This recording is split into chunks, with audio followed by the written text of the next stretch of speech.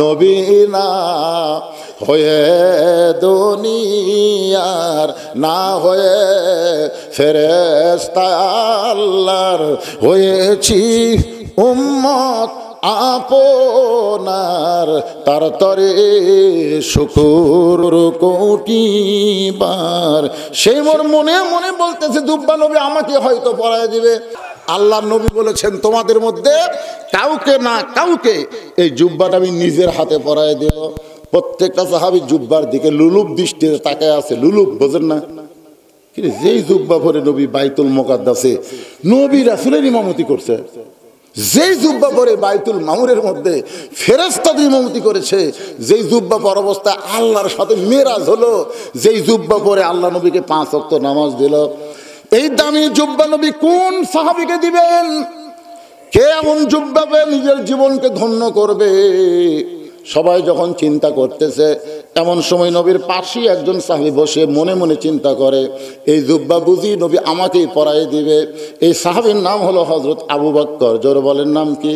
আল্লাহ রাসূল বলেছেন, আল্লাহর পরে এই দুনিয়াতে কেউ যদি আমার আপন থাকে সেই সাহাবীর নাম হলো আবু বকর। আল্লাহর পরে এই দুনিয়াতে কেউ যদি আমার বন্ধু থাকে সে বন্ধুর নাম হলো হযরত আবু বকর। সাহাবী বললেন, ইয়া রাসূলুল্লাহ, আবু বকর আল্লাহর পরে আপনার বন্ধু কেমনে হলো? রাসূল বললেন, তাহলে শোনো, একদিন বলেছিলাম গভীর রাতে মক্কা থেকে মদিনায় হিজরত করা লাগবে। কবে করা লাগবে সেই দিনক্ষণ কিছুই বলি নাই, কিন্তু এই কথা বলার 6 মাস পরে আল্লাহ যখন আমাকে হিজরতের হুকুম দিল, আমি চুপি চুপি আবু বকরের ঘরের দরজায় আস্তে করে একটা ঠোকা দিলাম, সঙ্গে সঙ্গেই দরজা খুলে গেল। রাসূল বললেন, আবু বকর এই গভীর রাতে তোমার দরজা আসতে কি আগে থেকেই তুমি জানতে? আবু বকর বলে, রাসূলুল্লাহ ওই যে কয়েক মাস আগে বলেছিলেন একদিন গভীর রাতে আমাকে সঙ্গে করে আপনি হিজরতে মদিনায় যাবেন, সেদিন থেকে আজ পর্যন্ত কোনো রাত্রিবেলা ঘুমাইনি, বরং মাসের পর মাস সারা রাত আমি দরজায় দাঁড়িয়ে থাকি।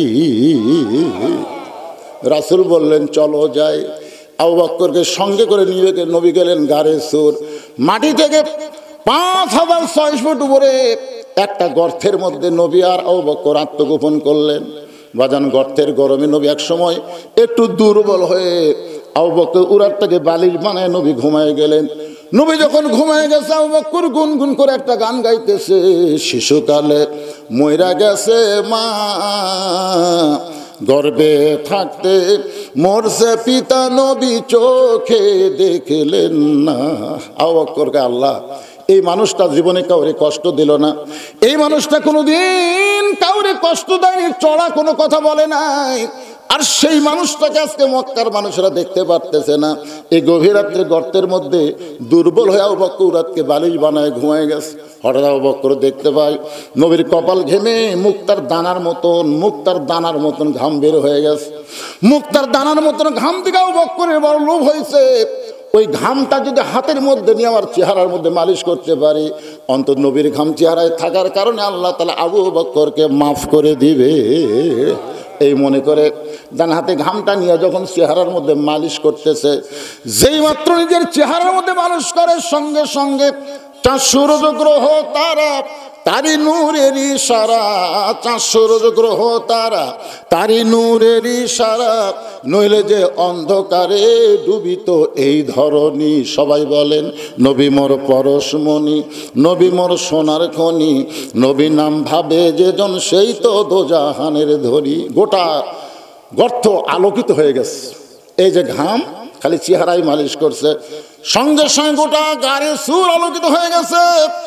হঠাৎ আবু বকর দেখতে পায় তার বাম সাইডে 2 হাত উপরে একটা ছিদ্র, ওই ছিদ্র দিয়ে যদি কিছু বের হয়ে নবীকে কামড় দেয়। ডান পায়ে উরাতের উপর নবী ঘুম পাড়তেছে, আর বাম পাখানা ছিদ্রের মুখে লাগাই দিছে। লিয়াবলুয়াকুম আইয়ুকুম আহসানু আমালা। আল্লাহ তাআলা বলতেছে, আমি আজকে সুন্দর আমলের পরীক্ষা করব। আমার আবু বকর নবীকে বেশি ভালোবাসে না নিজের জীবনকে বেশি ভালোবাসে, আজকে পরীক্ষা হবে। আল্লাহ কয়, বিষাক্ত সাপ আর পাহাড় এলাকায় ঘুরিস না, যা যা ছিদ্রের মুখে পাটা দিছে ওই পায়ের তালুতে কামড় মার। আল্লাহর হুকুমে একটা বিষাক্ত সব বিষ ভরা নিয়ে মুখে আবু বকরের পায়ের তালুতে যেই মাত্র কামড় বসায় দেয়, সঙ্গে সঙ্গে বিষটা চলে আসছে কলিজায়। আবু বকর বলে, সাপরে তুই মনে করছিস তুই কামড় মারলে আমি পা টান দেব? সাপরে শুনে নে, দরকার হলে মরে যাব, কিন্তু আমার নবীর ঘুম আমি ভাঙতে দেব না। সাপরে তুই যতই কামড় মার আমি পা টান দিব না। সাপটা বলে, আল্লাহ কামড় মারার হুকুম দিলেন, বিষ্ণে কামড় মারলাম তাও তো পা টান দেয় না। আল্লাহ বলে, আবার কামড় মার, আবার কামড় মার। কিতাবের মধ্যে 5বার সাপটা কামড় মারল, গোটা দেহ থর থর করে কাঁপতেছে, কিন্তু ছিদ্র থেকে আবু বকর পা টান দেয় না। এক সময় অসতর্ক মুহূর্তে আবু বকরের চোখের পানি নবীর গাল মোবারকে পড়েছে। নবী চোখটা খুলে বলে, আবু বকর বাড়ির কথা মনে করে কাঁদতেছো, বিবি বাচ্চার কথা মনে করে কাঁদতেছো।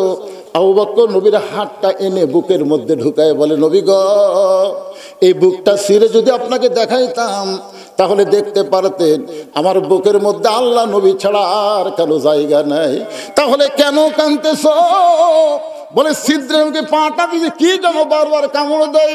নবী হ্যাঁচকা টান মারে, সাপটা বের হয়ে আল্লাহ নবীকে সালাম দেয়। নবী সালামের উত্তর দেয় না। সাপটা আবার সালাম দেয়, নবী সালামের উত্তর দেয় না।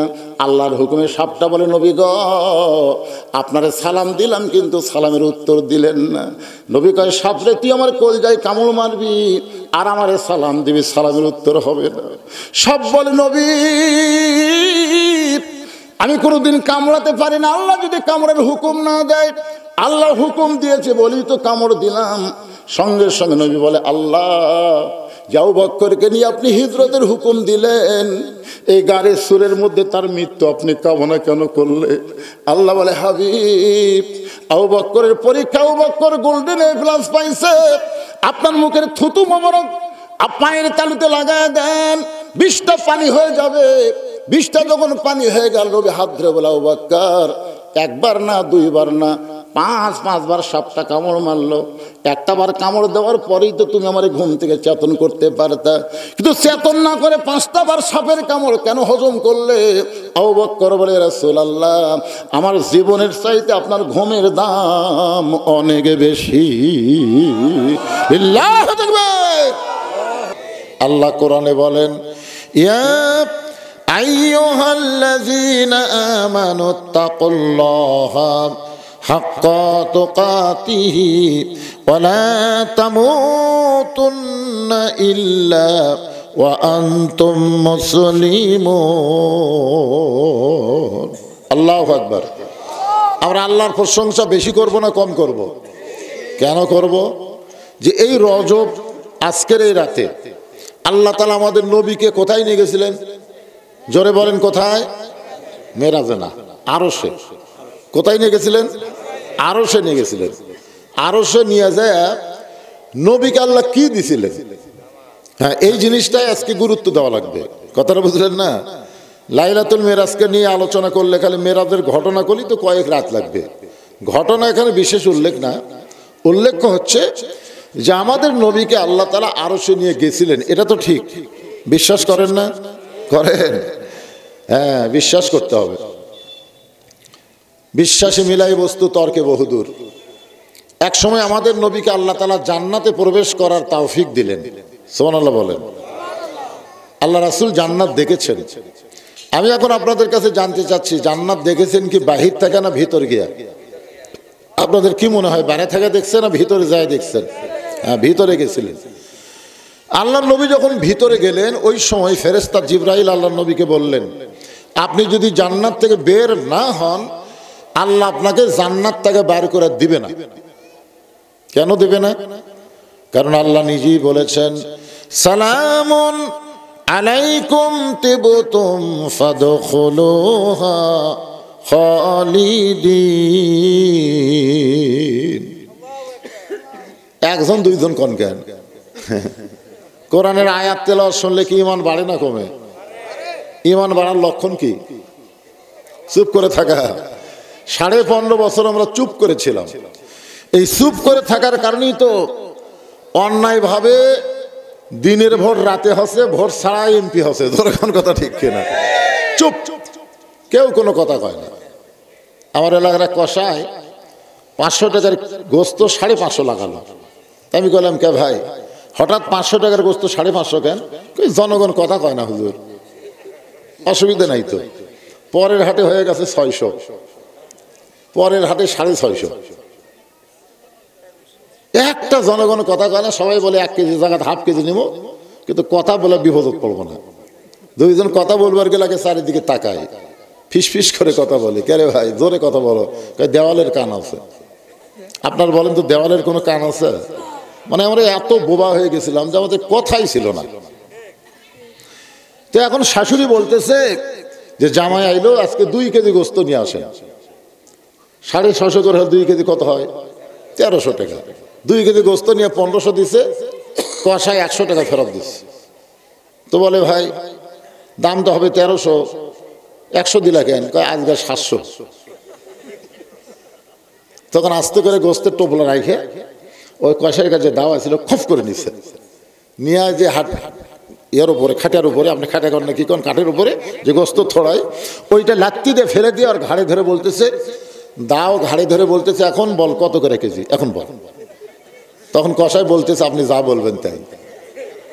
তার মানে বোঝা গেল অন্যায়ের বিরুদ্ধে প্রতিবাদের জন্য শক্তিশালী ভূমিকা না আনলে অন্যায় কোনো সময় পালায়া যাবে না। জোরে কোন কথা ঠিক কি না? আজকে আমাদের হাসিনা কি জন্য পলাইছে? এত বছর পরে আমরা জবান খুলেছি, আমরা বলেছি বাতিলের সঙ্গে আপোষ করা যাবে না, দরকার হলে জীবন দেব, কিন্তু অন্যায়কে মানব না। জোরে কোন কথা ঠিক? তাহলে কোরআনের তেলাওয়াত শুনলে কি হয়? আল্লাহ বলতেছেন, ওয়াইজা তুলিয়াত আলাইহিম আয়াতুহু জাদাতুহুম ঈমানাও ওয়া আলা রাব্বিহিম ইয়াতাওয়াক্কালুন। মাশাআল্লাহ, এবার বোঝা গেল। তা আল্লাহ বলতেছেন যে জান্নাতের মধ্যে কেউ যদি প্রবেশ করে, ফাদখুলুহা, কেউ যদি জান্নাতে প্রবেশ করে, খালিদিন, তাকে চিরস্থায়ীভাবে জান্নাত দেওয়া হয়। তো জিবরাইল বলছে যে হুজুর আপনি যদি বের না হন, আল্লাহ আপনাকে জান্নাত থেকে বের করে দিবে না। সঙ্গে সঙ্গে নবী এত রাগ করলেন, চিৎকার করে বললেন, জিবরাইল যেই কথা একবার বলেছো এই কথা আর দ্বিতীয়বার বলো না। আমি নবী আমার জন্য নয়, আমি নবী হলাম আমার উম্মতের জন্যে। আমি উম্মতগুলো সব দুনিয়াতে রেখে এই জান্নাতের মধ্যে এসে আমি থাকবো, আমি সেই নবী না।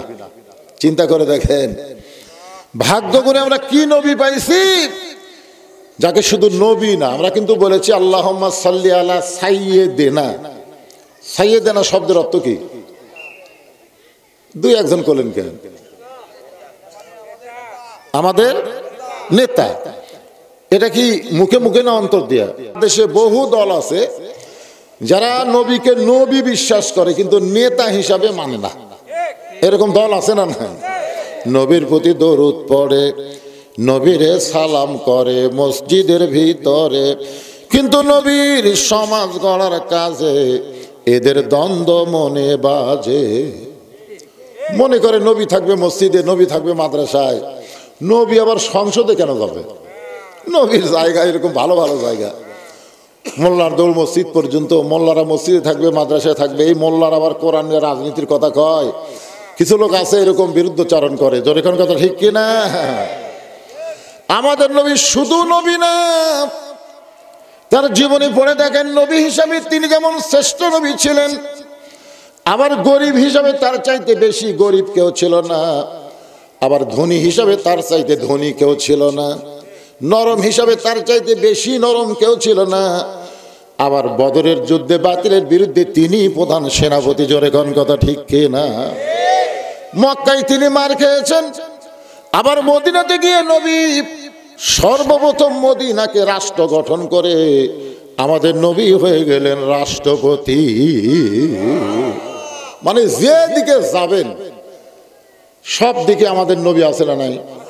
আপনি যত নেতাই পৃথিবীতে দেখেন, নেতারা সব দিকে নাই, কিন্তু আমাদের নবী যে দিকে যাবেন, বাবা হিসাবে আমাদের নবীর চাইতে ভালো বাবা পৃথিবীতে কেউ আসেও নি, আসবেও না। নানা হিসাবে আমাদের নবীর চাইতে ভালো নানা পৃথিবীতে হবেও না, হয়ও নি। কোন দিকে যাবেন? স্বামী হিসাবে আমাদের নবী কয় নম্বর স্বামী? স্বামী, নবীর চাইতে ভালো স্বামী পৃথিবীতে কেউ ছিল না। তো সব দিক দিয়ে যিনি এক নম্বর, তাকে আমাদের গ্রহণ করার কথা কে বলেছেন? আল্লাহ। জোরে বলেন কে?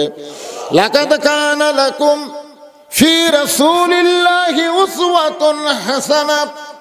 সফলতা যদি অর্জন করতে চাও তাহলে বিশ্ব নবীর আদর্শকে তোমাদের মডেল হিসাবে গ্রহণ করে না।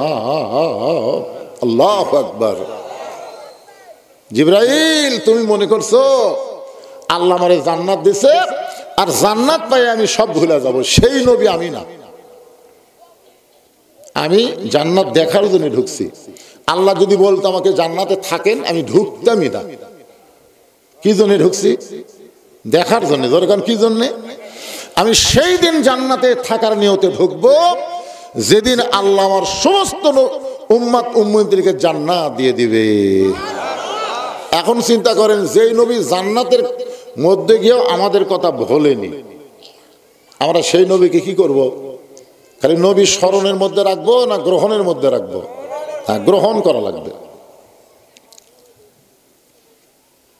খুব মনোযোগ দিয়ে শুনবেন। সেই নবীকে আল্লাহ নিয়ে গেছেন আরশে। কোথায়? 5 ওয়াক্ত নামাজ দিছেন। নবী কি থাকছেন নাকি?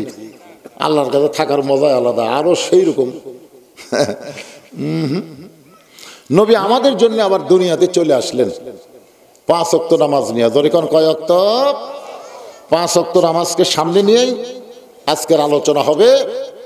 যারা আজকের এই মাহফিল করতেছে, তরুণ কাফেলা, যুব কাফেলা, নামাজ কিন্তু বুড়া বুড়ির জন্য না, নামাজ কিন্তু যুবকদের জন্য। রাসূল বলেছেন 7 বছর থেকে নামাজের তালিম দাও। 7 বছর, এই যে এরকম 7 বছর বয়স থেকে নামাজের তালিম দেওয়া। কীভাবে নিয়ত বাঁধবেন, কীভাবে হাত বাঁধবেন, কীভাবে রুকু করবেন, কীভাবে সেজদা দেবেন, এই শিক্ষা দেওয়া লাগবে 7 বছর থেকে। কয় বছর? আর 10 বছর থেকে জোর করে নামাজে নিয়ে যাওয়া লাগবে। যাবার না চালে ঘাট ধরে নিয়ে যাওয়া লাগবে। হ্যাঁ, এটা হলো 10 বছর থেকে। যুবকেরা মাহফিল করবে, 10ম হচ্ছে এই বছরটা 10তম মাহফিল হচ্ছে। এখন এই যুবকগুলোকে নামাজের খবর কি কি দেখার দরকার আছে না নাই? আল্লাহ কয় নামাজের জোরে ফাহেশা কাজ যাবে দূরে, পাক কোরআনে রয়েছে ঘোষণা। যতই দানা পার্ক থাক আর যে পার্কই থাক, যতই নিঃসাদ্রব্য জিনিস থাক, যাই থাক না কেন, কোনো কিছুতেই যুবকদের আকৃষ্ট করবে না যদি যুবকেরা নামাজ ধরে। এ কথা কার? ইন্নাস সালাতা তানহানিল ফাহশাই ওয়াল মুনকার। একমাত্র নামাজই পারে মানুষকে যাবতীয় ফাহিশা, খারাপি, বেহুদা কাজ থেকে বাঁচাই দিতে। তাহলে সেই নামাজের ওয়াজ শোনা লাগবে কি লাগবে না? অবশ্যই করব। আমার মা বোনেরা এত বেশি হয়েছে, আমাকে এখানে আসার পরে হয়েছে, বলছে হুজুর একটু মা বোনদের জন্য ওয়াজ করবেন। মা বোনদের জন্য ওয়াজ করাই লাগবে তো। এই যে প্যাঁ প্যাঁ করে কাঁদতেছে, আপনার বলেন তো, এত বাচ্চা, এত ছোট বাচ্চা এখন বাঁচতেছে রাত 10টা 20। মেয়েরা কিন্তু হাঁস মুরগির ব্যাপারে খুব চালাক। যে সন্ধ্যার সময় ঘরাত উঠলো কিনা দেখবেন, লাইট দা খোঁজে, খোঁজে কি খোঁজে না। হঠাৎ দেখছে একটা মোরগ ওঠেনি, তখন মেয়েটা চিন্তা পড়ে গেল, কে রে, আমার মোরগ কার বাড়িতে গেল, কোন মুরগির সাথে আমার মোরগের প্রেম হলো। 3-4 বাড়ি ঘুরে দেখে এক ঘরের মধ্যে মোরগ কোট কোট করতেছে। কফ করে ধরে ভাইকে, আমার ঘরাত মুরগি নাই, তো তুই অন্যর ঘরাত আসলি কেন? সন্ধ্যার সময় মা মেয়েরা হাঁস মুরগি দেখে ঠিক মতো উঠলো কিনা। পুরুষ মানুষেরা সন্ধ্যার সময় দেখলো গরু ছাগল গোয়াল ঘরে উঠলো কিনা, দেখে না। এটাকে রাত্রে দেখে না, সন্ধ্যার সময় দেখে। তাহলে এত ছোট ছোট বাচ্চারা এত রাতে ঘোরাঘুরি করে, এরা কি গরু ছাগল মুরগি হাঁসের চাইতেও দাম কমে গেল? আপনারা কোন, এদের কি খোঁজার কেউ নাই? এই খোঁজ না করার কারণেই তো ছেলেগুলা এখন কিশোর গ্যাং করতেছে, কিশোর গ্যাং। আজকে যুবকেরা নষ্টের পথে চলে গেছে। এই কিশোরেরা যেন নষ্ট হয় না হয়, যুবকেরা যেন নষ্ট না হয়, সেইটাকে সামনে নিয়ে রজব মাসে মেরাজের রাত্রিতে আপনাদের সামনে আমার আলোচনা এই মাত্র শুরু হলো। মনোযোগ দিয়ে শোনা লাগবে, রাজি আছেন তো ইনশাল্লাহ? আল্লাহর নবী বললেন, সাহাবীরা আজকে আসরের নামাজের পর আমি আমার জীবনের সবচাইতে গুরুত্বপূর্ণ ওয়াজ তোমাদেরকে শোনাবো। আপনারা বলেন তো, নবীর প্রত্যেকটা কথার গুরুত্ব আছে না নাই? নবীকে আমাদের মতন এমনি এমনি কথা বলে নাকি? আল্লাহ কোরআনে বলেছেন, মা ইয়ান্তিকু আনিল হাওয়া ইন হুয়া ইল্লা ওয়াহয়ুহা। নবী যে কথা বলেন, যে পথে চলেন, নবী যা করেন সব কার হুকুমে? জোরে বলা লাগবে, এটা তো কোরআন দলিল দিলাম, আল্লাহর হুকুমে। তাহলে নবী যত ওয়াজ করেন, নবীর নিজের কথায় ওয়াজ করেন না, আল্লাহর হুকুম ওয়াজ করেন। তাহলে নবীর প্রত্যেকটা কথার দাম আছে না নাই? এরপরে নবী যদি বলেন, আমি আমার জীবনের সবচাইতে গুরুত্বপূর্ণ ওয়াজ আজকে আসরের নামাজের আগে না পরে, খুব খেয়াল করে শুনবেন, আগে না পরে, তাহলে কি বুঝলেন? যে ওয়াজ যতই গুরুত্বপূর্ণ হোক, নামাজের চাইতে গুরুত্ব না, আগে নামাজ তারপর ওয়াজ। এখন এখানে যত মানুষ বসে আছেন, যারা দাঁড়িয়ে আছেন, আপনাকে সবাই এশার নামাজ পড়ছেন না? হাত তুলবার বলতেছি না। সবচাইতে বড় আদালতের নাম হলো বিবেক। হাসিনার সময় একটা বিচারপতির আদালত ভালো ছিল না, যার কারণে ভালো মানুষগুলোকে আটকাত হচ্ছে আর খারাপ মানুষগুলোকে জামিন দিছে। ধরে কোন কথা ঠিক কিনা? প্রত্যেকটা মানুষই কিন্তু বলেছে বিচারপতির বিবেক নাই। বিচারপতির কি নাই? সবই ঠিক আছে, জজ কোর্ট, হাইকোর্ট, সুপ্রিম কোর্ট সব ঠিক আছে, কিন্তু যে কটা বিচারপতি এদের বিবেকই নাই। এদের বিবেকের মধ্যে কুত্তা পেশাব করে দিয়েছিল। ধরে কোন কথা ঠিক কিনা? যার কারণে ভালো ভালো মানুষগুলো সব আটকাত হচ্ছে আর খারাপ মানুষগুলোকে সব জামিন দিচ্ছে। আপনারা যারা এখানে বসে আছেন, প্রত্যেকটা মানুষের কাছে একটা করে বিবেক আছে না নাই? সেই বিবেকের আদালতে আপনি একবার খেয়াল করে দেখেন তো, এশার নামাজ না পড়ে যারা ওয়াজ শুনতেছেন, তাদের অবস্থাটা কি? এক বক্তা ওয়াজ করেছে যে টুপির উপর পাগড়ি পরে কেউ যদি নামাজ পড়ে, আল্লাহ খুশি হয়ে তাকে 70 গুণ সওয়াব দেয়। সেদিন থেকে ওই পাগড়ি পরে নামাজ পড়ে। কিন্তু একদিন মসজিদে গিয়ে থেকে পাগড়ি আনে নাই, তখন চিন্তা পড়ে গেছে, পাগড়ি পরে নামাজ পড়লে 70 গুণ আর জামাতে নামাজ পড়লে 27 গুণ। কোনটা ছাড়ি কোনটা ধরি, কোনটা ছাড়ি কোনটা ছাড়ি? মন বলতেছে 70ই ধর। ইচ্ছা করে জামাত মিস করছে। সমস্ত লোক জামাতে নামাজ পড়ে যখন বাড়িতে গেছে, ও তখন মসজিদের মধ্যে যায় এক টানে লুঙ্গি খুলছে। লুঙ্গি খুলে আড়াআড়ি ভাঁজ দেয়া ওটা মাথার পাগড়ি পরে রুকুর থেকে সেজদাত গেছে। ইতিমধ্যে এক মুসল্লি মসজিদে ঢুকেই কয়, হাই সর্বনাশ, এরকম নামাজি তো কোনোদিন দেখি নাই। পাছায় মারছে থাবা। ওই লাভ দুটো বলতেছে, আমার মারলে কেন ভাই? বল তোর লুঙ্গি। তোমার চোখ নাই মাথার? বলে মাথার কেন? বলে সওয়াবের আশায়। পাগড়ি পরে নামাজ পড়লে 70 গুণ সওয়াব পাওয়া যায়। এই সওয়াবের আশায় লুঙ্গি খুলে মাথার পাগড়ি পরছি। ভাই লোকটা বলে, পাগল, পাগড়ি পরা হলো সুন্নত আর লুঙ্গি পরা হলো ফরজ। আপনার বলেন তো, লুঙ্গি পরা কি আর পাগড়ি পরা কি? এখন চিন্তা করে দেখেন, ওয়াজ শোনা হলো মুস্তাহাব আর এশার নামাজ পড়া হলো ফরজ। তাহলে এশার নামাজ বাদ দিয়া যারা ওয়াজ শুনতেছে, তারা লুঙ্গি খুলিয়া মাথায় পাগড়ি পরিছে। এখন দেখেন কারা কারা কয়, কারা কারা কয় না, সবাইকে বলা লাগবে। এই মুহূর্তে যারা মুখ বন্ধ থুবেন, বুঝবেন এরাই পড়েনি। সবাই তাল তোলা, তালে তালে বলেন, এশার নামাজ বাদ দিয়া যারা, এশার নামাজ বাদ দিয়া যারা ওয়াজ শুনতেছে, তারা লুঙ্গি খুলিয়া মাথায় পাগড়ি পরেছে। আবার ওয়াজ শুনতে শুনতে, আবার ওয়াজ শুনতে শুনতে যারা ফজর বাদ দিবে, তারা লুঙ্গি খুলিয়া মাথায় পাগড়ি পরিবে। ঠিক ঠিক যে কটা পড়িছে তারা বলতেছে, বাদ বাকি ঠিক কয়। হ্যাঁ, যখন আমার ভাই যে ঘোষক বললো না, সুদ খাবেন না বাদ দিবেন, অনেক লোক কিন্তু কথা কয়নি। হয়তো আপনার এলাকায় সুদের কারবার আছে। এই তুই কি বুঝিস না পাগলা?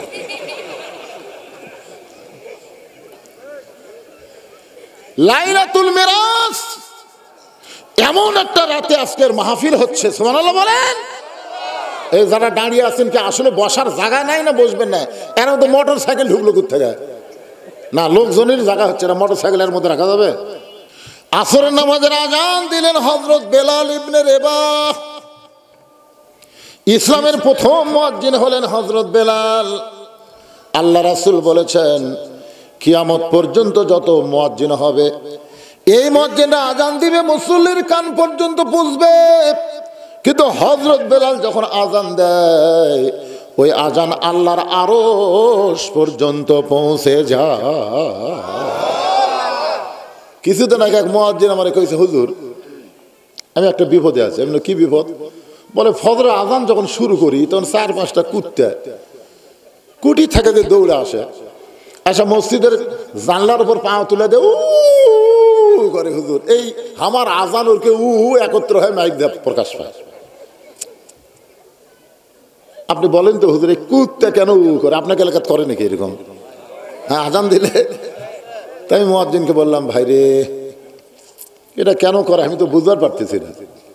ইতিমধ্যে একটা আয়াত আমার সামনে এসে খারাপ হলো, একটা আয়াত, কু আনফুসাকুম ওয়া আহলিকুম নার, জাহান্নামের আগুন থেকে যদি বাঁচতে চাও তাহলে তুমি একলা বাঁচলে হবে না, তোমার আহাল পরিবার নিয়ে বাঁচা লাগবে। হুকুম কার? আমি মুয়াজ্জিনকে বললাম, ভাই আপনার ছেলে মেয়েরা কি নামাজ পড়ে?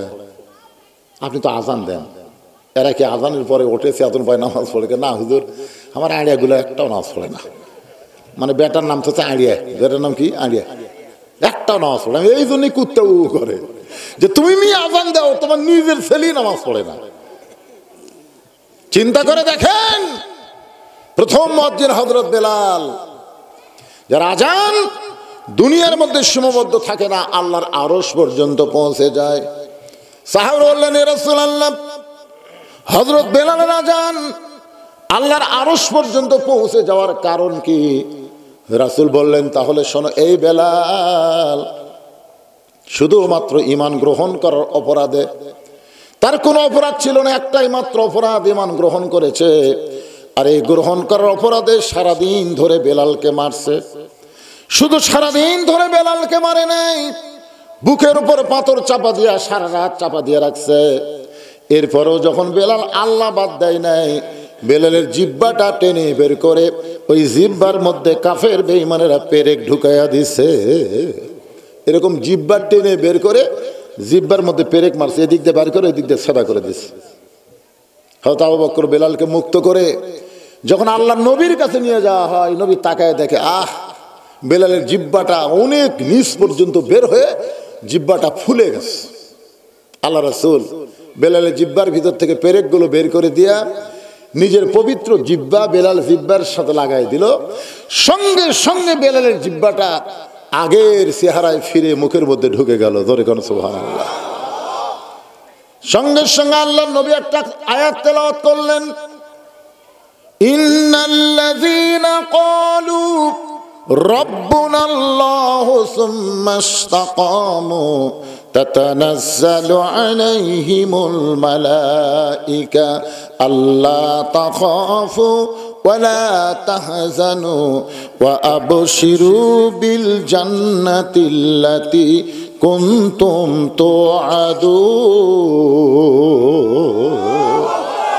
বেলাল, বেলাল তুমি কি জানো, তোমাকে যখন কাফেররা এত নির্যাতন করলো, এরপরেও তুমি আল্লাহ বাদ দিলা না, আল্লাহ তাআলা খুশি হয়ে তোমার জন্য একটা আয়াত নাজিল করেছে। আল্লাহ বলতেছেন, বেলাল যখন দুনিয়া থেকে বিদায় নিবে, 8টা জান্নাত বেলালকে পাওয়ার জন্য কাড়াকাড়ি শুরু করবে। ধরে খান সুবহানাল্লাহ। সমস্ত জান্নাতের দরজা আল্লাহ তোমার জন্য খুলে ধরবে, তুমি যে কোনো দরজাতে ইচ্ছা মতো জান্নাতে ঢুকতে পারবে। আপনারা তো সুবহানাল্লাহ বলেন, বেলাল সুবহানাল্লাহ কয় না? রাসূল বলে, বেলাল তোমার জন্য আল্লাহ আয়াত নাজিল করলো, এরপরও তোমার মধ্যে কোনো আনন্দ দেখতে পাই না। বেলাল বলে, হুজুর মরার পরে আল্লাহ আমাকে জান্নাত দেবে, আমি মরে গেলে আল্লাহ আমাকে জান্নাত দিবে, তাহলে জীবিত অবস্থায় আল্লাহ আমাকে কি দিবে? মরে গেলে জান্নাত, কিন্তু জীবিত অবস্থায় আমরা যখন দোয়া করি তখন কি পড়েন? আল্লাহুম্মা রব্বানা আতিনা ফিদ দুনিয়া হাসানা ওয়া ফিল আখিরাতি হাসানা। তার মানে কি? আগে দুনিয়া যদি সুন্দর না হয় তার আখেরাত কোনোদিনও সুন্দর হবে না।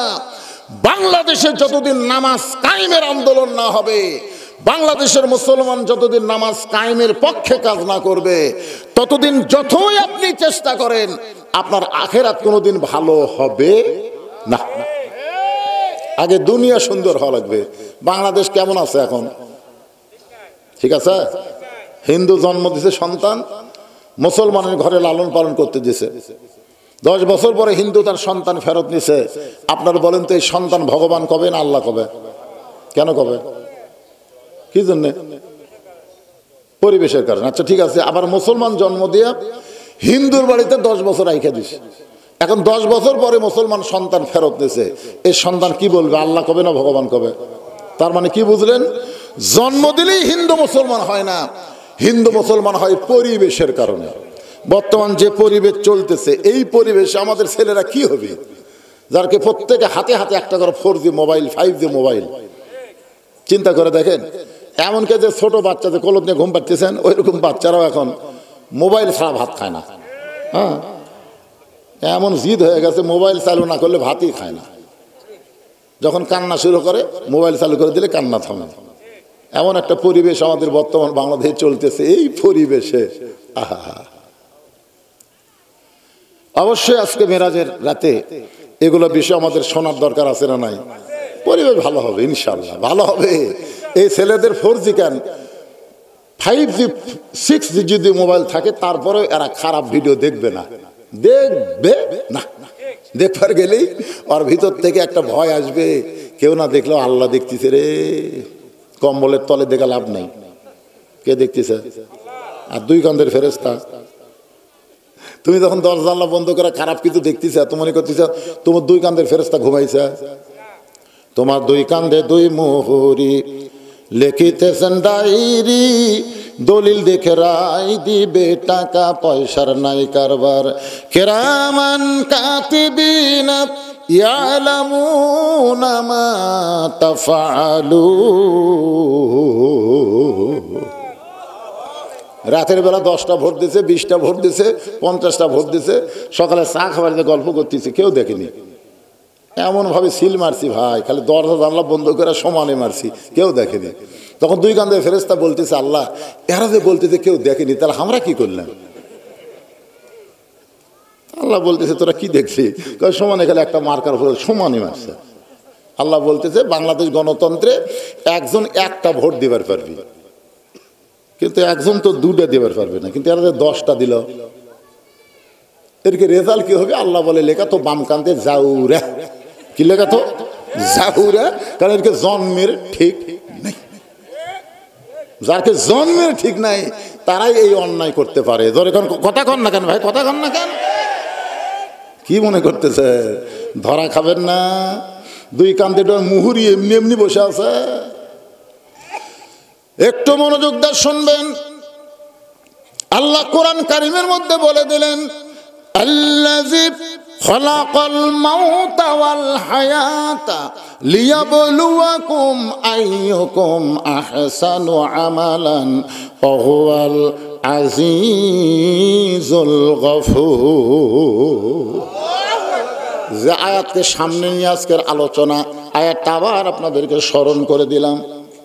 হযরত বেলাল আসরের নামাজের আযান দিলেন। আযান দেওয়া মাত্র প্রত্যেকটা সাহাবী দৌড়ে দৌড়ে মসজিদ থেকে রওনা দিয়েছে, কারণ আজকে নবীর জীবনের সবচাইতে গুরুত্বপূর্ণ ওয়াজ শোনাবে। প্রত্যেকটা সাহাবী দৌড়ে দৌড়ে মসজিদ দিকে আসতেছে। এখানে একটা ফতোয়া আপনাদের নেওয়া লাগবে। আযান দেওয়ার আগে মসজিদে ইল্লা মুয়াজ্জিন, শুধু মুয়াজ্জিন ছাড়া অন্য কেউ প্রবেশ করতে পারবে। যদি করে মুয়াজ্জিনের আগে কেউ যদি মসজিদে প্রবেশ করে, তাহলে মসজিদে প্রবেশ করার কোনো সওয়াব আল্লাহ তাকে দিবে না। মসজিদে প্রবেশের সওয়াব শুরু হয় আযানের পর থেকে।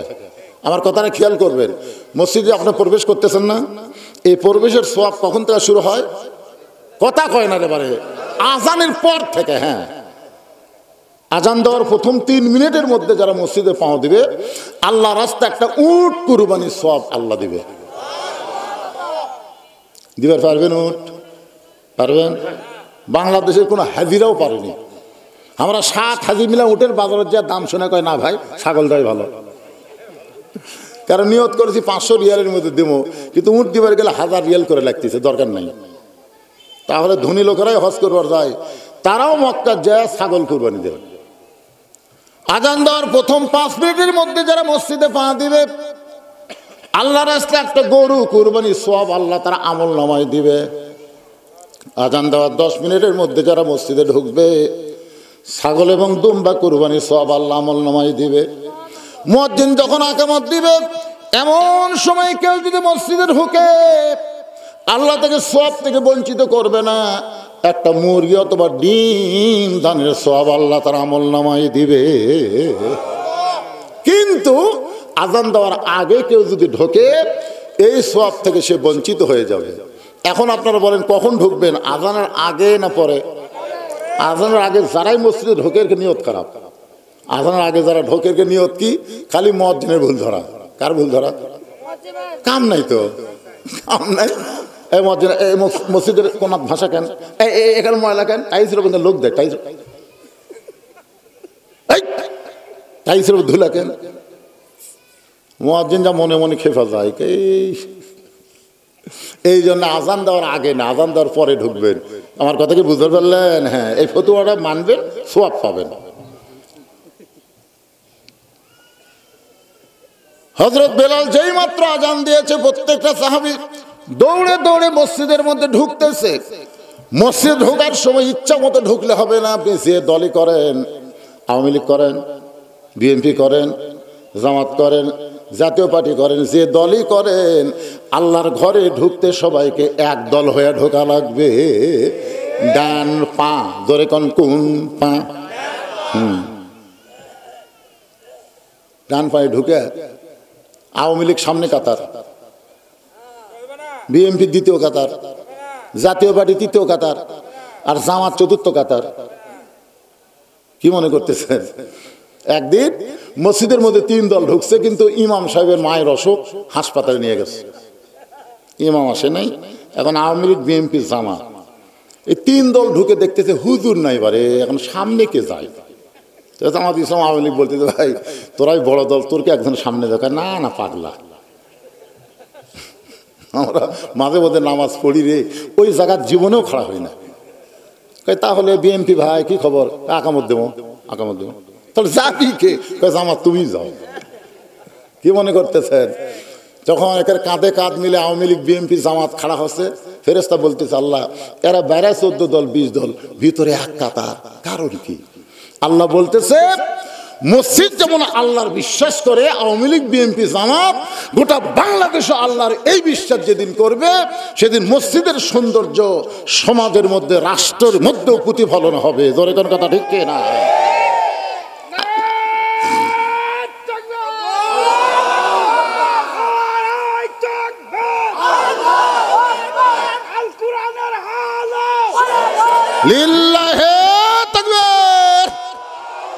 আপনি দেখেন যে কোনো দলের লোক আপনি যদি বলেন যে ভাই এই বাড়ি এটা হচ্ছে আমার হুজুর, ওই সাইড আমার ভাইয়ের, ওই সাইড আমার চাচা, ওই সাইড আমার বাপ চাচা, তো সবই যদি তোমাকে হয় আল্লাহর, তখন আল্লাহরা দেখবার গেলে 2 মিনিট হাঁটা লাগবে হুজুর। 2 মিনিট হাঁটা মসজিদের সামনে যা বলতে হুজুর এখানেও আল্লাহর কিছু ছিল না, আমার চাচা 10 শতক আল্লাহ দান করছে, আর আমরা টাকা পয়সা দিয়ে আল্লাহ ঘর বেড়ে দিছি। ফেরেশতা কয় আল্লাহ এই দেশের নাম কি? হ্যাঁ, এই দেশে তোমার কিছুই নাই, আর চাচা দান করলে তোমার জায়গা হয়, আর ওরা টাকাতে তোমার ঘর বানিয়ে দেয়, এই দেশের নাম কি? আল্লাহ বলতেছে ওই দেশে মানুষের আইন যতদিন চলবে ততদিন শুধু মসজিদকেই ওরা আল্লাহর ঘর বিশ্বাস করবে, আর যেদিন আমার কোরআন দিয়ে দেশ চলবে সেদিন আর মসজিদ আল্লাহর থাকবে না, গোটা বাংলাদেশ আল্লাহর হয়ে যাবে। জোরে কোন কথা ঠিক কি না? এখন আপনারা আল্লাহ কতটুকু দিচ্ছেন?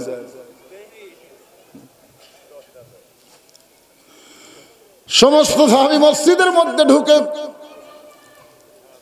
আল্লাহর নবী মুসল্লার মধ্যে ঢুকলেন, মেহরাবের মধ্যে ঢুকলেন।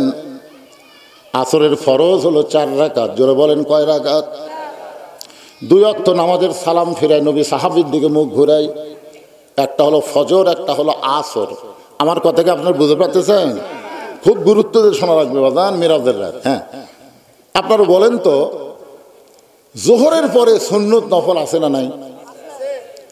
মাগরিবের পরে সুন্নত নফল আছে না নাই? এশার পরে সুন্নত নফল বেতের আছে না নাই? আসরের পরে সুন্নত নফল, ফজরের পরে সুন্নত নফল। আচ্ছা নাই কেন? 3 ওয়াক্তে আছে, 2 ওয়াক্ত নাই কেন? আপনারা বলেন জানেন? না জানলে কবেন জানি না। জানা লাগবে না?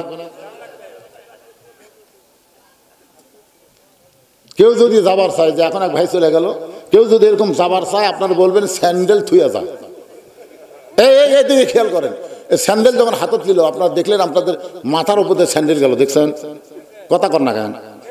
এই যে ভাই লিয়ে গেল, ওই মাথার উপর দিয়ে স্যান্ডেল লিয়ে গেল। তো পায়ের জিনিস মাথার উপরে উঠুক, আপনারা চান? এখন যদি কেউ যাবার চায়, আপনি বলবেন, বন্ধু যদি যাবার চাও, স্যান্ডেল 2টা রাইখা যাও রে।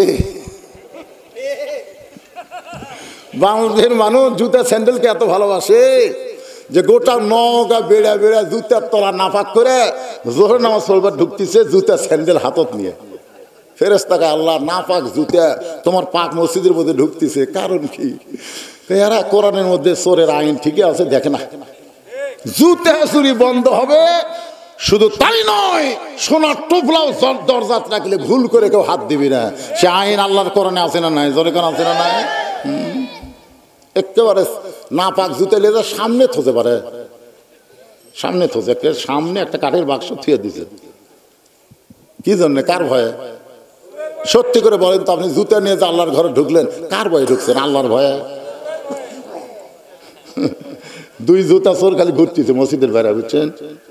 ঘুরে ঘুরে বলতেছে হামাকের ভয়ে সব ভালো জুতা ভিতরে ঢুকছে। দেখছেন কি মশান চোরের? হামাকের ভয়ে সব ভালো জুতো মসজিদের মধ্যে ঢুকছে, যে কয়টা দরজা ছিল লেওয়ার মতন না। আপনারা বলেন তো, বর্তমানে বাংলাদেশে মানুষের আইন চলার কারণে চোর ডাকাতের মোশন বেড়ে গেছে। তোর কোন কথা ঠিক না? যেদিন আল্লাহর আইন চালু হবে, চুরি করলে হাত কাটা দাও, এই আইন খালি চালু করলেই তখন আর কবি আমাকে ভয়ে। আয়াতের মাধ্যমে আয়াতটা হলো ইয়া আইয়ুহান নাবিয়্যু হারজিল মুমিনিনা আলাল কিতাল। ওগো আল্লাহর নবী, যারা আপনার পিছনে জামাতবদ্ধভাবে নামাজ পড়তেছে, সারিবদ্ধভাবে নামাজ পড়তেছে, তাদের খালি নামাজ শেখালে হবে না, তাদেরকে সৈন্য হিসাবে গড়ে তোলেন। কারণ যে কোনো সময় মক্কার কাফেরেরা মদিনা আক্রমণ করতে পারে। আর মক্কার কাফের যদি মদিনা আক্রমণ করে, তখন দোয়া দিয়া দরুদ দিয়ে আপনি মদিনা রক্ষা করতে পারবেন না। মদিনা রক্ষা করতে হলে কাফের বেঈমানদের বিরুদ্ধে অস্ত্র ধরা লাগবে। হুকুম কার? জোরে কোন? আল্লাহর বান্দার একটু খেয়াল করবেন, আমরা মুসলমান। আল্লাহ তাআলা কেন বললেন লিয়াবলুয়াকুম আইয়ুকুম আহসানু আমালান ওয়া হুয়াল আজিজুল গফুর। নবী মেহরাবের মধ্য থেকে একটা ধূসর বরণ থলিয়া বের করতেছেন। থলিয়া মানে ব্যাগ। জোরে কান, থলিয়া মানে কি? ওই ব্যাগের ভিতর থেকে আল্লাহ নবী একটা জিনিস টেনে টেনে বের করতেছেন। প্রত্যেকটা সাহাবী তাকায় দেখে জিনিসটার কিছুই না। জিনিসটা হলো নবীর পরনের একটা জুব্বা। ওসমান গনি বলে, ইয়া রাসূলুল্লাহ, জীবনে কত জুব্বা আপনার দেখলাম, আপনি পরে আমাদের সামনে নামাজ পড়ালেন, আজকে এই জুব্বা দেখানোর মধ্যে কি ওয়াজ হুজুর বলেন? আল্লাহ রাসূল বললেন, সাহাবীরা শোনো, এই জুব্বা যেটা তোমাদেরকে দেখাইতেছে, এটা দুনিয়ার কোনো সাধারণ জুব্বা নয়। এই জুব্বা পরে আমি কাবার পাশে ঘুমিয়েছিলাম, ফেরেশতা জিবরাইল আমাকে ঘুম থেকে চেতন করলো। জমজমের কোফের পানি দিয়ে ওযু করানোর পরে এই জুব্বা পরা অবস্থায় যে জুব্বা তোমাদেরকে দেখাইতেছি, এই জুব্বা পরে আমি বোরাকের পিঠে চললাম। এই জুব্বা পরে আমি বাইতুল মুকাদ্দাসে গেলাম, 2 রাকাত নামাজের ইমামতি করলাম। এই জুব্বা পরে 7 আসমান পাড়ি দিয়ে আল্লাহর আরশে গেলাম। যেই জুব্বা তোমাদের দেখাইতেছি, এই জুব্বা পরে আমি জান্নাতের মধ্যে ঢুকেছি, এই জুব্বা পরে জাহান্নামের মধ্যে ঢুকেছি, এই জুব্বা পরে আমার আল্লাহর সঙ্গে আমার মিরাজ হয়েছে। এই জুব্বা বড় অবস্থায় আল্লাহ তাআলা আমাকে 5 ওয়াক্ত নামাজ দিয়েছে। এই জুব্বা পরে বাইতুল মামুরের মধ্যে আমি ফেরেশতাদের ইমামতি করেছি। আমি নবী মেরাজ পাড়ি দিয়ে আসার পরে এই দামি জুব্বা আর কোনোদিন আমি নিজে পরি নাই। এই জুব্বাটা এই থলিয়ার মধ্যে যত্ন করে রাইখা দিয়েছি। আমি নবী চলে যাব, কিন্তু এত দামি জুব্বা নিয়ে যাব না। এই জুব্বাটা তোমাদের মধ্যে কাউরে না কাউকে আমি নিজের হাতে পরায়া দিব। লিল্লাহে তাকবীর। আল্লাহ নবী বলেছেন তোমাদের মধ্যে কাউকে না কাউকে এই জুব্বাটা আমি নিজের হাতে পরায় দেব। প্রত্যেকটা সাহাবী জুব্বার দিকে লুলুপ দৃষ্টিতে তাকায় আছে। লুলুপ বোঝেন না? কিন্তু যেই জুব্বা পরে নবী বাইতুল মুকাদ্দাসে নবী রাসূলের ইমামতি করছে, যেই জুব্বা পরে বাইতুল মামুরের মধ্যে ফেরেশতাদের ইমামতি করেছে, যেই জুব্বা পর অবস্থা আল্লাহর সাথে মেরাজ হলো, যেই জুব্বা পরে আল্লাহ নবীকে 5 ওয়াক্ত নামাজ দিল, এই দামি জুব্বা নবী কোন সাহাবীকে দিবেন? কে এমন জুব্বা পেয়ে নিজের জীবনকে ধন্য করবে? সবাই যখন চিন্তা করতেছে, এমন সময় নবীর পাশে একজন সাহাবী বসে মনে মনে চিন্তা করে, এই জুব্বা বুঝি নবী আমাকেই পরাই দিবে। এই সাহাবীর নাম হলো হযরত আবু বকর। জোরে বলেন নাম কি? আল্লাহ রাসূল বলেছেন, আল্লাহর পরে এই দুনিয়াতে কেউ যদি আমার আপন থাকে সেই সাহাবীর নাম হলো আবু বকর। আল্লাহর পরে এই দুনিয়াতে কেউ যদি আমার বন্ধু থাকে সে বন্ধুর নাম হলো হযরত আবু বকর। সাহাবী বললেন, ইয়া রাসূলুল্লাহ, আবু বকর আল্লাহর পরে আপনার বন্ধু কেমনে হলো? রাসূল বললেন, তাহলে শোনো, একদিন বলেছিলাম গভীর রাতে মক্কা থেকে মদিনায় হিজরত করা লাগবে। কবে করা লাগবে সেই দিনক্ষণ কিছুই বলি নাই, কিন্তু এই কথা বলার 6 মাস পরে আল্লাহ যখন আমাকে হিজরতের হুকুম দিল, আমি চুপি চুপি আবু বকরের ঘরের দরজায় আস্তে করে একটা ঠোকা দিলাম, সঙ্গে সঙ্গেই দরজা খুলে গেল। রাসূল বললেন, আবু বকর এই গভীর রাতে তোমার দরজা আসতে কি আগে থেকেই তুমি জানতে? আবু বকর বলে, রাসূলুল্লাহ ওই যে কয়েক মাস আগে বলেছিলেন একদিন গভীর রাতে আমাকে সঙ্গে করে আপনি হিজরতে মদিনায় যাবেন, সেদিন থেকে আজ পর্যন্ত কোনো রাত্রিবেলা ঘুমাইনি, বরং মাসের পর মাস সারা রাত আমি দরজায় দাঁড়িয়ে থাকি। রাসূল বললেন, চলো যাই। আবু বকরকে সঙ্গে করে নিয়ে নবী গেলেন গারে সুর। মাটি থেকে 5600 ফুট উপরে একটা গর্তের মধ্যে নবী আর আবু বকর আত্মগোপন করলেন। বাজান, গর্তের গরমে নবী এক সময় একটু দুর্বল হয়ে আবু বকর উরাতটাকে বালিশ বানায় নবী ঘুমায় গেলেন। নবী যখন ঘুমায় গেছে, আবু বকর গুনগুন করে একটা গান গাইতেছে, শিশুকালে মইরা গেছে মা, গর্ভে থাকতে মরছে পিতা, নবী চোখে দেখলেন না। আবু বকরকে আল্লাহ এই মানুষটা জীবনে কাউরে কষ্ট দিল না, এই মানুষটা কোনোদিন কাউরে কষ্ট দেয়নি, চড়া কোনো কথা বলে নাই। আর সেই মানুষটাকে আজকে মক্কার মানুষরা দেখতে পারতেছে না। এই গভীর রাত্রে গর্তের মধ্যে দুর্বল হয়ে আবু বকর রাতকে বালিশ বানায় ঘুমায় গেছে। হঠাৎ আবু বকর দেখতে পায় নবীর কপাল ঘেমে মুক্তার দানার মতন ঘাম বের হয়ে গেছে। মুক্তার দানার মতন ঘাম থেকে আবু বকরের বড় লোভ হয়েছে। ওই ঘামটা যদি হাতের মধ্যে নিয়ে আমার চেহারার মধ্যে মালিশ করতে পারি, অন্তত নবীর ঘাম চেহারায় থাকার কারণে আল্লাহ তাআলা আবু বকরকে মাফ করে দিবে। এই মনে করে ডান হাতে ঘামটা নিয়ে যখন চেহারার মধ্যে মালিশ করতেছে, যেই মাত্র নিজের চেহারার মধ্যে মালিশ করে সঙ্গে সঙ্গে 4 সূর্য গ্রহ তারা তারি নূরের ইশারা, 4 সূর্য গ্রহ তারা তারি নূরের ইশারা, নইলে যে অন্ধকারে ডুবিত এই ধরনী। সবাই বলেন, নবী মোর পরশমণি, নবী মোর সোনার খনি, নবী নাম ভাবে যেজন সেই তো দোজাহানের ধরি। গোটা গর্ত আলোকিত হয়ে গেছে। এই যে ঘাম খালি চেহারায় মালিশ করছে, সঙ্গে সঙ্গে গোটা গাড়ি সুর আলোকিত হয়ে গেছে।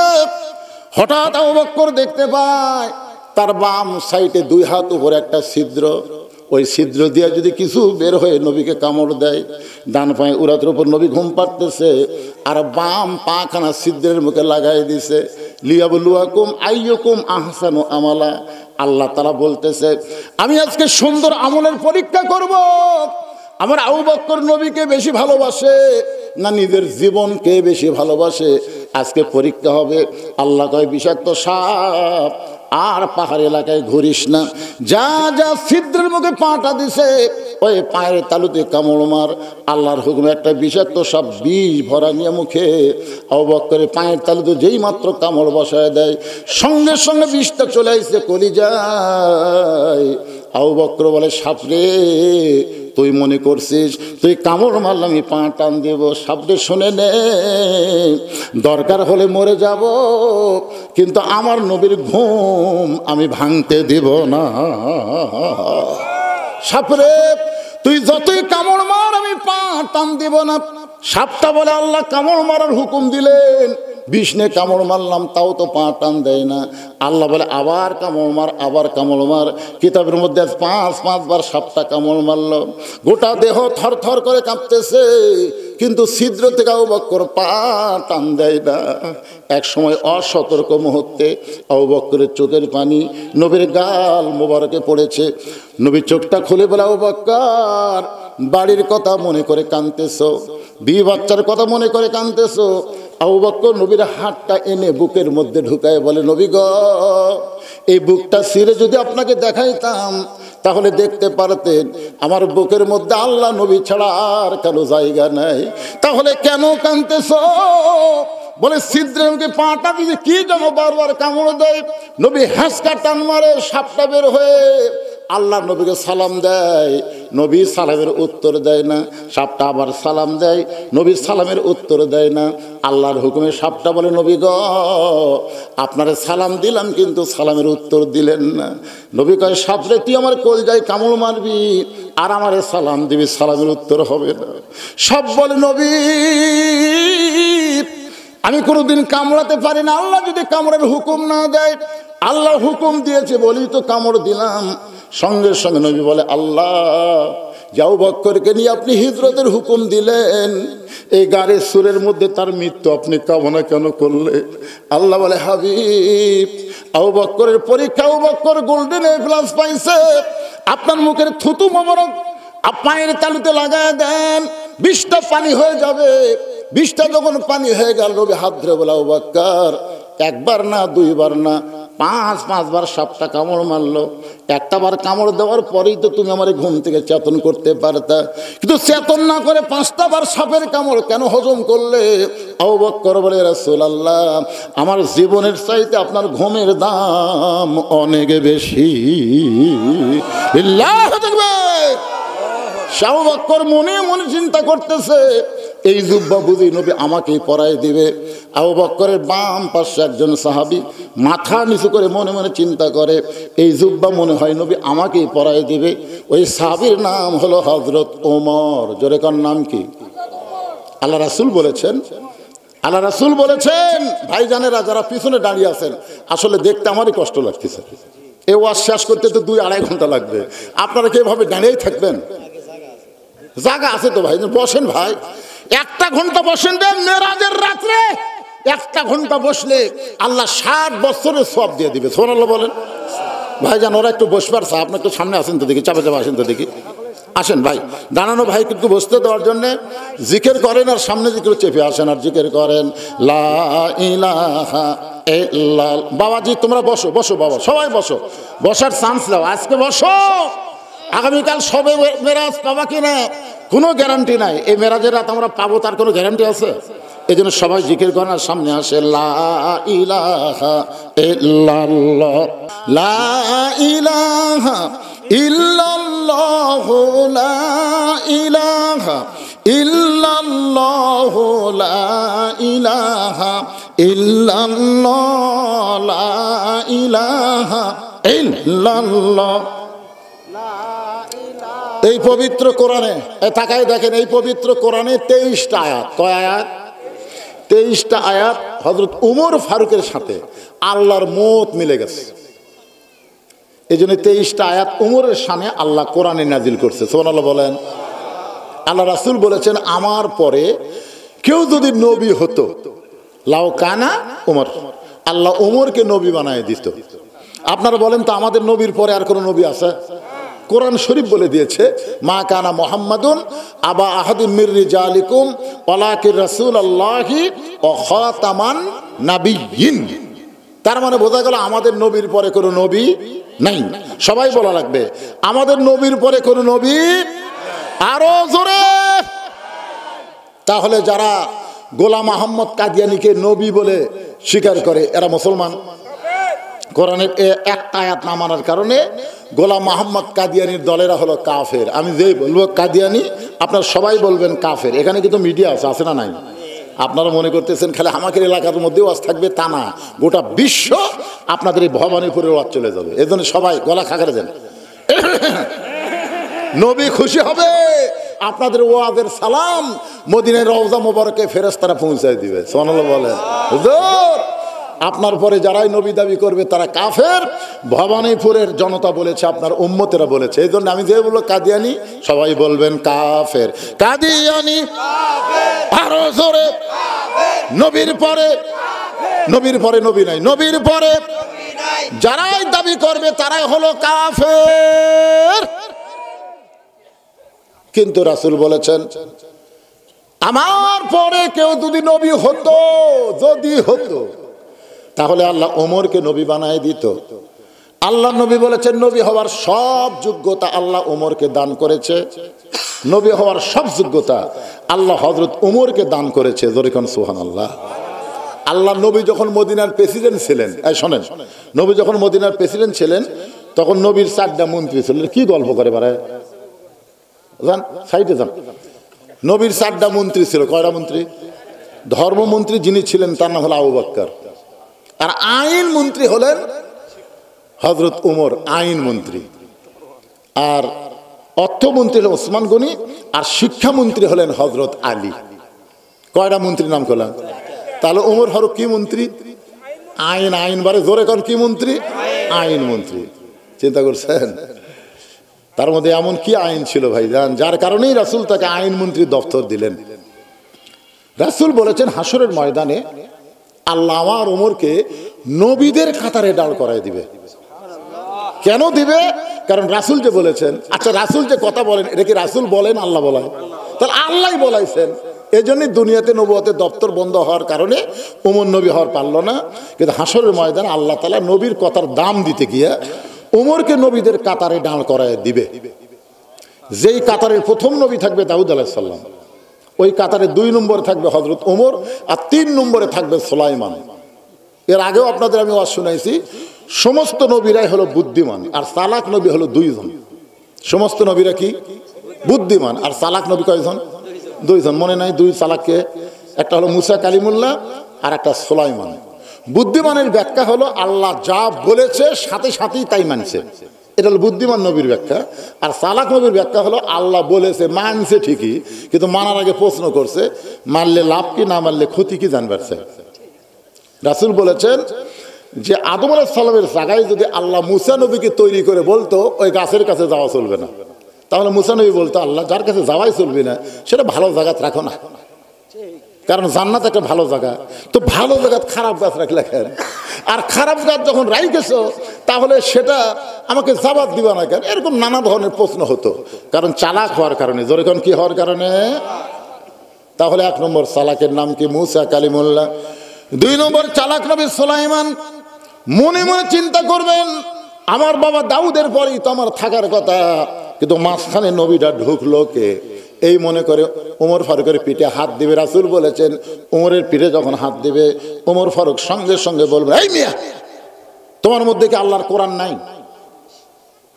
অলিমান খাফা মাকাম রাব্বিহি জান্নাতান। আল্লাহর সামনে দণ্ডায়মান হওয়াকে ভয় করে আসামির কাতারে নত জানু হয়ে যারা দাঁড়িয়ে যাবে আল্লাহ দাঁড়ানো দেখি তাদেরকে 2টা জান্নাত দিয়ে দিবে। আর তুমি আমার পিঠে হাত দিয়ে বলতেছো কোন নবী ভাই, কোন নবী ভাই? আমি কোনো নবী টবি না, আমার নাম হলো ওমর, আমার নাম ওমর। সুলাইমান কয় কেরি যতগুলো নবী আল্লাহ দুনিয়াতে পাঠাইছে সব নবীর নাম তো আমি জানি, কিন্তু ওমর নামে তো কোনো নবী নাই। ভাইজান আপনি যদি ওমর হন তাহলে নবীর কাতারে কেন দাঁড়ালেন? আপনার সামনে যিনি দাঁড়াইছে তিনি আমার বাবা দাউদ আলাইহিস সালাম, আর আমার নাম হলো সুলাইমান। সঙ্গে সঙ্গে রাসূল বলেছেন ওমর 2 হাত এভাবে জোর করে বলবে সুলাইমান নবী গো আমি বড় বেয়াদবি করেছি, এইটা নবীর কাতার, আমি জানি না, আমাকে আল্লাহর হস্তে মাফ করবেন। এই বলে নবীর কাতার যখন ছাড়তে যাবে, আল্লাহ বলবো ওমর, নবীর কাতার দাম রাখতে গিয়া তোমাকে নবীদের কাতারে দাঁড় করাইছি, কাতার ছাইল না। ওমর তখন বলবে, আল্লাহ, খালি নবীর কথার দাম রাখলে হবে না, আমি ওমরের কথারও দাম রাখা লাগবে। আল্লাহ বলবে, ওমর তুমি আবার কি কথা বলতে চাও? ওমর বলতেছে, আল্লাহ, নবীর কাতারে দাঁড় করাইয়া ওমরকে খুশি করতে পারবেন না, ওমর বিশ্ব নবীর উম্মতের কাতারে দাঁড়াতে চায়। নবী না হয়ে দুনিয়ার, না হয়ে ফেরেশতা আল্লাহর, হয়েছি উম্মত আপনার, তার তরে শুকুর। হাজারবার চলবে না, এখন কোটিবার, তার তরে শুকুর কোটিবার। সেই মোর মনে মনে বলতেছে, দুব্বা নবী আমাকে হয়তো পড়ায় দিবে। ওমর ফারুকের ডান পাশে একজন মাথা নিচু করে কাঁদতেছে, আর জুব্বার দিকে একবার তাকায়, আবার নিচের দিকে তাকায়, ছোট বাচ্চার মতন কান্দে। এই জুব্বা বুঝি নবী আমাকে পড়ায় দিবে। তার নাম হলো ওসমান গনি। ভাগ্য গনে নবীর ডবল জামাই, সরলাগর না ঘা, নবীর ডবল জামাই।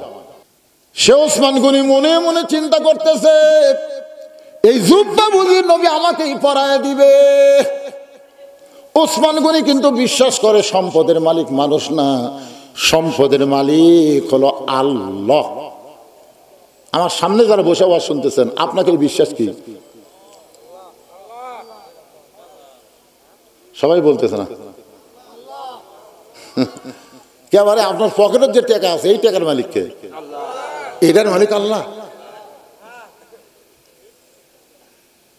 এটাকে বিশ্বাস করে বলতেছেন না মুখে মুখে? সমস্ত সম্পদের মালিক আল্লাহ। কারা কারা বিশ্বাস করে? দুই হাত তোলা, আল্লাহকে একটু দেখান তো দেখি। লিল্লাহে তাকবীর। ওসমান গনি চোখের পানি নিয়ে কাঁদতেছে আর বলতেছে, জুব্বা বুঝি রাসূল আমাকেই পড়ায় দিবে। ওসমান গনির পাশে একজন সাহাবী বসে আছেন, একজন সাহাবী নাম হলো তার হযরত আলী। ধরে বলেন নাম কি? হযরত আলী মুস্কি মুস্কি হাসতেছেন, আবু বকর কিন্তু কাঁদতেছেন, ওমর কিন্তু কাঁদতেছে, ওসমান গনি কাঁদতেছে, কিন্তু হযরত আলী মুস্কি মুস্কি হাসতেছে। মুস্কি মুস্কি হাসার কারণ হলো, আল্লাহ রাসূল বলেছেন, আদম আলাইহিস সালাম থেকে কিয়ামত পর্যন্ত যত মানুষ দুনিয়াতে আসবে, হযরত আলীর মতন এত বড় ডিগ্রি আল্লাহ কোনো নবীকেও পর্যন্ত দেয়নি। সে ডিগ্রির নাম কি জানেন? জানেন? আলীর একটা ডিগ্রি আছে, কাররাম আল্লাহ ওয়াজহাহু। আলীর চেহারাকে আল্লাহ তাআলা সবার উপরে সম্মানই করে দিয়েছে। জোরে কান সুবহানাল্লাহ। রাসূল বললেন, সাহাবীরা তোমরা শুনলে আশ্চর্য হবে, তোমাদের মাঝখানে এমন একজন মহামানব বসে আছে, যিনি আমার চাইতো দুই দিক দিয়ে সৌভাগ্যবান। সাহাবীরা বলে, না হুজুর, মহামানব তো আপনি একটাই, আপনি ছাড়াবার কি? রাসূল ভাই, তোমরা স্বীকার না করলে আমি স্বীকার করি, দুই দিক দিয়ে সে আমার চাইতে সৌভাগ্যবান। শুনে নাও, বাবা আদম থেকে আমি নবী পর্যন্ত প্রত্যেকটা নবীর বিবিরা জান্নাতি। আমার খাদিজা জান্নাতি, আমার আয়েশা জান্নাতি, আমার সালমা জান্নাতি, আমার হাফসা জান্নাতি। এভাবে নবীর বইয়ের কথা বলতেছেন, সব বিবি আমার জান্নাতি। কিন্তু জান্নাতি নারীদের নেত্রী কোন নবীর বিবি হবার পারল না। জান্নাতি নারীদের নেত্রী হবে সাইয়্যিদাতুন নিসা আহলুল জান্নাহ ফাতেমাতুজ জোহরা। আমার কলিজার টুকরা ফাতেমা জান্নাতি নারীদের নেত্রী। এই জান্নাতি নারীদের নেত্রী স্বামী যিনি, তিনি হলেন পৃথিবীর সৌভাগ্যবান স্বামী। জোরে কান্না সুবহানাল্লাহ। ওমর ফারুক বলে, ইয়া রাসূলুল্লাহ, যোহর নামাজের প্রথম রাকাতে প্রথম সেজদায় তিনবার সুবহানাল্লাহ আলা আমরা পড়ছি, আপনি সেজদা থেকে মাথা তুলছেন, কিন্তু প্রথম রাকাতে দ্বিতীয় সেজদার যায় এক হাত সবার আমরা সুবহানাল্লাহ আলা পড়ছি, কিন্তু আপনি সেজদা তোলেন না।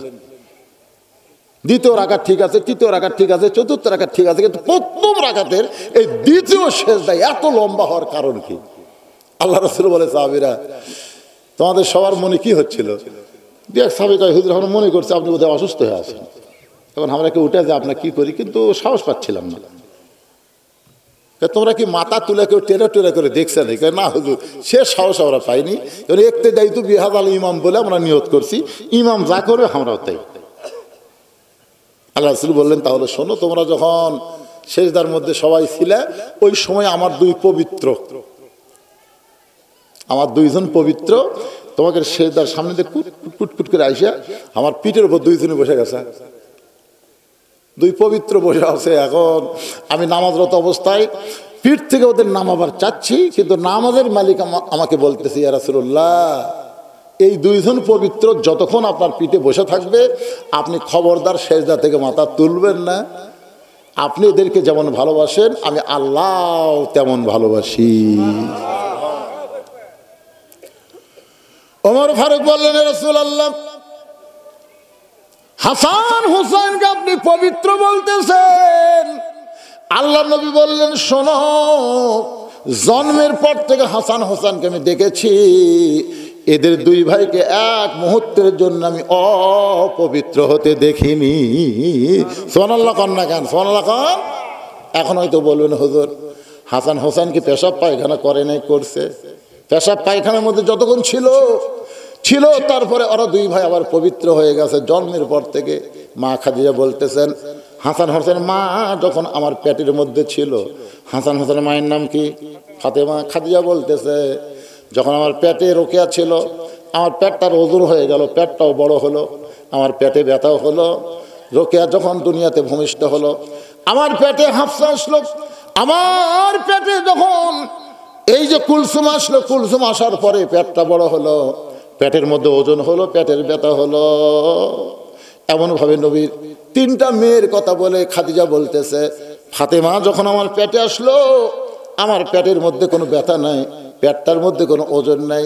নির্দিষ্ট সময় ফাতেমা যখন দুনিয়াতে ভূমিষ্ঠ হলো, আমি খাদিজা তাকায় দেখি আমার কোনো প্রসব বেদনা ছাড়াই আমার মেয়েটা তার ইজ্জতের উপরে দুইটা হাত দিয়া এই দুনিয়াতে জন্ম নিল।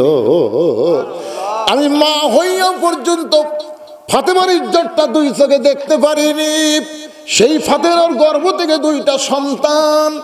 রাসূল বলেন সাহাবীরা রে, নবীর বেটা নবী হওয়ার পরে কিন্তু জান্নাতি যুবকদের সর্দার নবীর সন্তান হবে না, জান্নাতি যুবকদের সর্দার হবে আমার কলিজার টুকরা হাসান আর হোসাইন। এ হাসান হোসেনের বাবা যিনি, তিনি হলেন পৃথিবীর সৌভাগ্যবান বাবা। সাহাবীদের নিয়ে রাসূল খাওয়া দাওয়া করতেছেন, হঠাৎ খুরমা খেজুর শুকনা খাবার, সব সাহাবী বসে গেছেন। ডান পাশে আলী বসাইছেন, বাম পাশে ওসমানকে বসাইছেন। আর ওসমানের পাশে বসেছে হযরত ওমর, আর আলীর পাশে বসেছে হযরত আবু বকর। সুবহানাল্লাহ বলেন। আর আলী আর ওসমান হলে রাসূলের জামাই। খুরমা খেজুরের একটা খাওয়া দাওয়া হচ্ছে, খুব আনন্দ নিয়ে। নবী আমার খুরমা খেজুর খাচ্ছেন আর আলীর সামনে চট করে বিছি রাখতেছেন। আলী খুরমা খেজুর খায়, নিজের সামনে বিছি রাখে। এক সময় খুরমা খেজুর খুব খাওয়া হলো। রাসূল বললেন তোমরা সবাই একটু দৃষ্টি করে তাকায় দেখো, আমার আলী জামাইয়ের খুব ক্ষুধা রে, একলা কতগুলো খেজুর খাচ্ছে, সামনে বিছির ঠিক। হযরত আলী দাঁড়িয়ে বললেন আসলেই তাই, আমার শ্বশুর বাবা আল্লাহ নবী যখন বলেছেন আমার ক্ষুধা বেশি, আমি আসলেই বেশি খাইছি, বেশি না খেলে বিচির ঠিক মুখের সামনে হয়। কিন্তু তোমরাই বলো বাবা জিরা, নবীর সাহাবীরা তোমরাই বলো তো ক্ষুধা বেশি কার, যাই বিচি বার করা খায় না বিচি সহ খায়? কারণ বিচি সহ খাওয়া মানে কি এত খিদে যে বিচিটা বার করার টাইম পায়নি। আল্লাহ নবীর সামনে তাকায় দেখো একটাও বিচি নেই, তাহলে খিদা কার বেশি? সঙ্গে সঙ্গে নবী দাঁড়ালেন, আলীকে বলেন আয় আয় আয় আমার কাছে আয়। আলীকে বুকের মধ্যে নিয়ে কখন একটা চুমু দিয়ে বললেন আলী, এই জুব্বাটা আমি তোর জন্যই রাখছি রে, এই জুব্বাটা তোরে পরায় দিয়ে ঘোষণা করলাম আনা মাদিনাতুল ইলমে ওয়ালিও বাবহা। লাইলাতুল মিরাজে শুধুমাত্র নামাজ না, নামাজ ছাড়াও আল্লাহ গোপনে রাসূলকে এমন কিছু দিয়েছেন যেখানে আল্লাহ জিবরাইলকেও রাখতে পছন্দ করেনি।